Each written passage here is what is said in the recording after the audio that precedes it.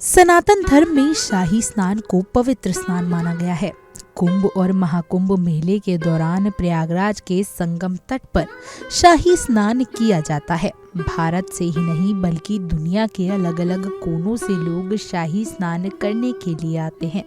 ऐसे में सवाल उठता है कि आखिर शाही स्नान है क्या? शाही स्नान के क्या फायदे हैं और सनातन धर्म में इसका क्या महत्व है?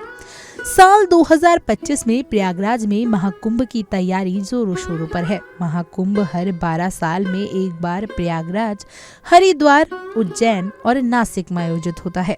महाकुंभ में शाही स्नान का बड़ा महत्व है। धार्मिक कथाओं के अनुसार समुद्र मंथन के दौरान अमृत कलश निकला, जिस पर असुरों ने कब्जा करना चाहा।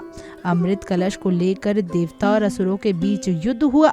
कथा के अनुसार देवताओं और असुरों के बीच युद्ध हुआ। कथा के अनुसार उस युद्ध के दौरान प्रयागराज, हरिद्वार, उज्जैन और नासिक में अमृत की बूंदें गिरी, जिन्हें अब कुंभ स्थलों के रूप में हम जानते हैं। आइए अब आपको बताते हैं कि शाही स्नान क्या है।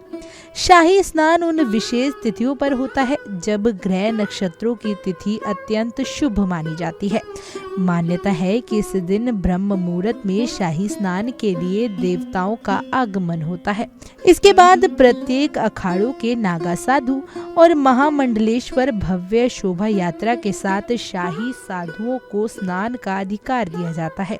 इस स्नान को शाही स्नान कहा जाता है क्योंकि इसमें संतों और नागा साधुओं की शाही मौजूदगी होती है। इसके बाद आम जन स्नान करते हैं। ऐसा माना जाता है कि साधु संतों के स्नान के बाद संगम का जल अत्यंत पवित्र हो जाता है। पौराणिक मान्यताओं के मुताबिक शाही स्नान के कई लाभ होते हैं। मान्यता है कि शाही स्नान करने से व्यक्ति के सारे पाप नष्ट हो जाते हैं। शाही स्नान से आत्मा की शुद्धि है और मानसिक शांति मिलती है। इतना ही नहीं, मान्यता ये भी है कि इस स्नान से व्यक्ति को पूर्ण जन्म के चक्र से मुक्ति मिल सकती है और मोक्ष के रास्ते खुल जाते हैं।